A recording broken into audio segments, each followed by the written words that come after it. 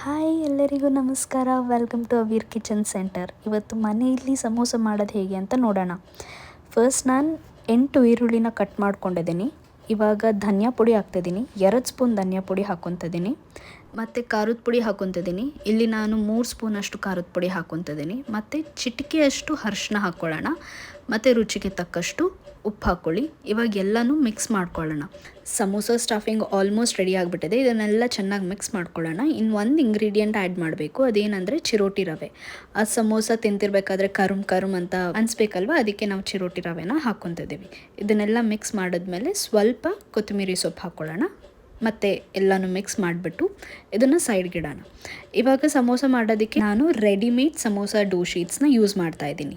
Filling ಮಾಡ್ಕೊಳ್ಳೋದಕ್ಕೆ ಹೆಂಗೆ fold ಮಾಡ್ಕೊಳ್ಬೇಕು ಫಸ್ಟ್ ಅಂತ ತೋರಿಸ್ತಿದ್ದೀನಿ. ಫಸ್ಟ್ ನಾವಿಲ್ಲಿ ಟ್ರಯಾಂಗಲ್ ಶೇಪಲ್ಲಿ ಫೋಲ್ಡ್ ಮಾಡ್ಕೊತಿದ್ದೀವಿ.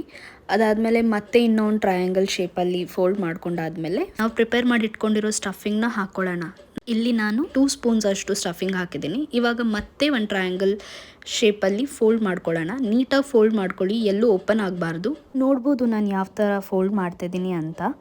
ಈ ಥರ ಫೋಲ್ಡ್ ಮಾಡಾದ್ಮೇಲೆ ಇಲ್ಲಿ ನಾನು ಮೈದಾ ಹಿಟ್ಟಿಗೆ ನೀರು ಹಾಕ್ಕೊಂಡು ಕಲಿಸ್ಕೊಂಡು ಇಟ್ಕೊಂಡಿದ್ದೀನಿ. ಅದನ್ನು ಈ ಕವರಿಂಗ್ಗೆ ಯೂಸ್ ಮಾಡ್ತಿದ್ದೀನಿ.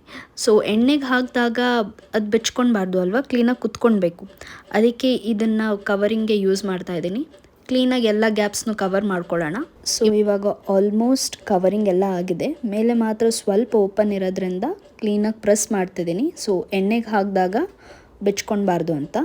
ಇವಾಗ ನಾನು ರೆಡಿ ಮಾಡಿ ಇಟ್ಕೊಂಡಿರೋ ಸಮೋಸಗಳನ್ನ ಬಿಸಿ ಬಿಸಿ ಎಣ್ಣೆಯಲ್ಲಿ ಹಾಕ್ತಾಯಿದ್ದೀನಿ.